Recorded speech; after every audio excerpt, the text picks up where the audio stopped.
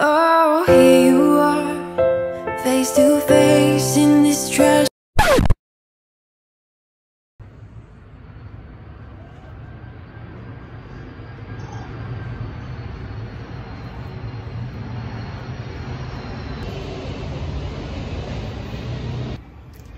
Salut à tous et bienvenue dans ce premier journal de bord que j'avais envie de mettre en place sur la chaîne depuis un petit moment, parce que c'est vrai que sur les vidéos qu'on fait en général, on n'a pas vraiment le temps d'exprimer ce qu'on ressent, ce qu'on a ressenti, et ça prendrait vraiment de temps dans les vidéos en général. Du coup, je suis bien contente de pouvoir le faire dans la section hors série. Comme vous l'avez vu dans la précédente vidéo, nous sommes arrivés à Porto Rico tranquillement. On est dans un Airbnb super confortable. Le seul bémol, parce qu'il n'y en a qu'un, c'est vraiment la pollution sonore. Il y en a vraiment beaucoup. Maintenant, on est dans un quartier avec les locaux, dans une maison pas super insonorisée, si je puis dire comme ça. C'est vraiment pas en fait le style de maison où un touriste va en général pour genre se reposer, passer de super vacances avec piscine, etc. Non, on n'est pas dans ce genre d'endroit. Et nous, ce qu'on avait bien aimé, c'est notamment le prix de cet Airbnb, parce que si vous allez dans la vidéo précédente, j'ai mis le lien du Airbnb et vous pourrez voir que vraiment c'est pas cher de loger dans ce Airbnb. Donc c'est surtout ça qu'on voulait à la base pour pas trop s'enfoncer dans les finances. Et par contre le bruit là, bon ok, on est arrivé le soir du réveillon du Nouvel An, d'accord. À Porto Rico, clairement, ils font du bruit. Ils font du bruit avec des feux d'artifice toute la nuit. D'ailleurs, en fait, c'était pas juste le 31, c'était pas juste le 1er, c'était pas juste le 3. Ça a duré, je crois, jusqu'au 10, les feux d'artifice. Et de temps en temps, on en entend encore.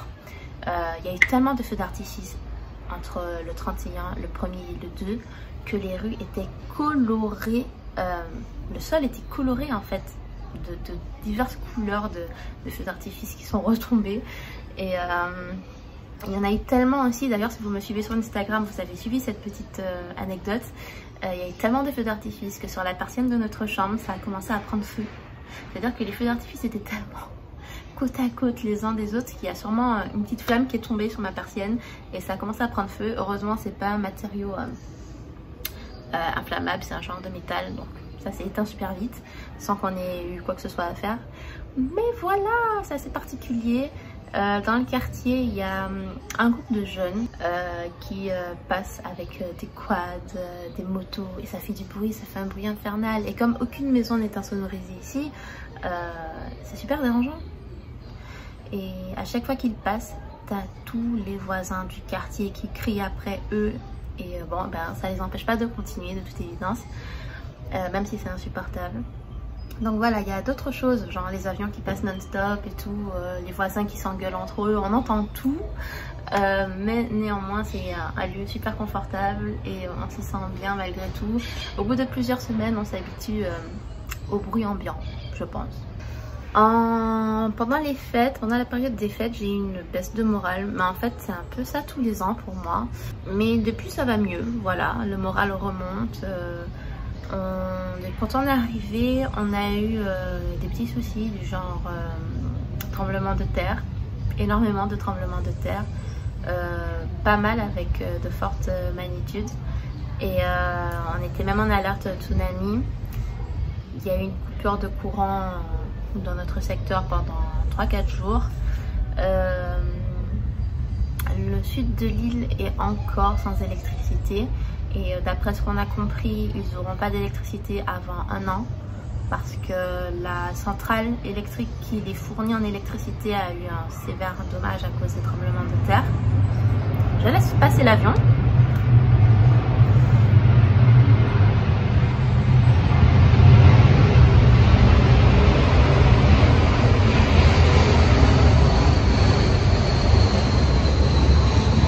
Et c'était quand même une épreuve assez spéciale à passer en ce début d'année avec cette reprise des voyages. Durant les jours où il y avait des tremblements de terre, il y en avait tellement à la journée et à la nuit que des fois en une journée, on devait dire aux enfants 8 à 10 fois par jour d'aller se protéger sous la table, sous les lits, etc.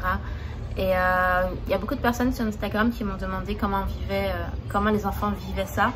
Je pense que pour le moment, en fait, ça dépend de la personnalité de chacun. C'est-à-dire que Nevaeh, par exemple, il prend ça comme un jeu. Savannah, elle sait que c'est grave, mais en même temps, voilà, c'est plutôt Sleva qui, étant la plus grande, elle ressent un peu plus la pression que c'est. Mais globalement, je trouve qu'ils le vivent plutôt bien, qu'ils l'ont vécu plutôt bien, parce que jusqu'à maintenant, il n'y a plus de tremblement de terre. On en a eu pendant plus d'une semaine et maintenant c'est fini. Je croise les doigts, je touche du bois. Et néanmoins, ça a été épuisant moralement en fait, parce qu'il y avait énormément de tremblements de terre à haute densité. Et même si on a grandi sur une île où il y avait des tremblements de terre, je pense qu'à Porto Rico, j'ai vécu plus de tremblements de terre en ces quelques semaines que toute ma jeunesse en Martinique. Donc, je ne sais pas si vous vous rendez compte, je suis arrivée en Martinique, j'avais 2 ans quelque chose. Et j'ai vécu jusqu'à ce que je parte faire mes études ailleurs. Et c'était éprouvant, sincèrement. Mais bon, là, ça y est, c'est fini. L'électricité est revenue chez nous. On peut travailler de chez nous. En principe, demain, on devrait visiter Porto Rico. Enfin, quand je dis Porto Rico, on a décidé de ne visiter que San Juan, de ne pas partir plus loin par rapport aux problèmes qu'il y a plus dans le sud. Et comme on n'est pas très bien au courant des problèmes qu'il y a un peu aux alentours, donc on a décidé de se concentrer que sur San Juan. Et ça va peut-être nous prendre une journée pour tout visiter, voire 2 grand maximum. Mais voilà, on est fatigué et on n'est pas très motivé, je vous l'avoue. Donc voilà, on va se concentrer sur les prochaines destinations et on croise des doigts pour que les choses se passent mieux qu'ici. Mais voilà, globalement, néanmoins, ça va, on tient bon. On a pris nos billets pour la destination d'après celle où on va là. Et ça va être le plus long voyage qu'on ait fait tous là, nous, notre famille, les Semeurs. Ça va être le plus long voyage qu'on va faire. Je crois que ça va nous prendre plus de 2 jours. Et je compte même pas quand on arrive dans le pays en question, dans la destination en fait, qu'il va falloir sûrement prendre bus ou train et pour arriver dans le petit village où on a pris le Airbnb.